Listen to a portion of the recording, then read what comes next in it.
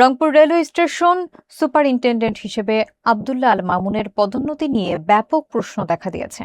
অভিযোগ উঠেছে, নিয়মিত জ্যেষ্ঠতা শূন্য পদ ও বিভাগীয় পরীক্ষার বিধান না মেনে তাকে পদোন্নতি দেওয়া হয়েছে।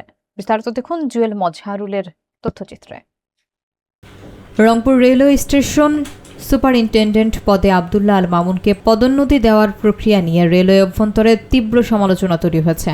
রেলপথ মন্ত্রণালয়ের 2020 সালের প্রজ্ঞাপন ও বিদ্যমান নিয়োগ পদোন্নতি বিধিমালা অনুযায়ী এই পদে সাধারণত জ্যেষ্ঠতা, বিভাগীয় পরীক্ষা এবং শূন্য পদের ভিত্তিতে সুপিরিয়র সিলেকশন বোর্ডের সুপারিশ অনুসরণ করা হয়। কিন্তু অভিযোগ রয়েছে, মামুনকে পদোন্নতির ক্ষেত্রে এসব কোনো ধাপই মানা হয়নি।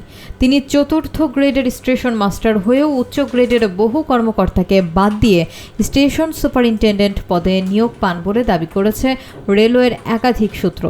লালমনিরহাট ডিভিশনের অধীনে প্রথম, দ্বিতীয় ও তৃতীয় গ্রেডের প্রায় 25 জন স্টেশন মাস্টার দীর্ঘদিন ধরে পদোন্নতির অপেক্ষায় থাকলেও তারা কেউ বিবেচনায় আসেননি।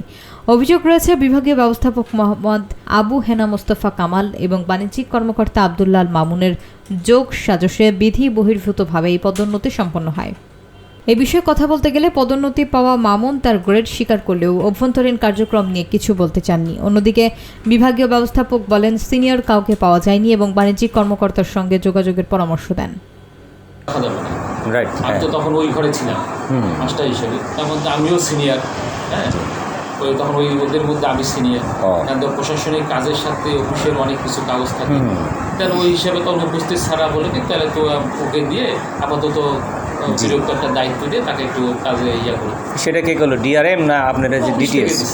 ডিআরএম সাহেব কাগজ থেকে কে দিল, অফিস থেকে অর্ডার দিছে, সেই হিসেবে দায়িত্ব করতেছি।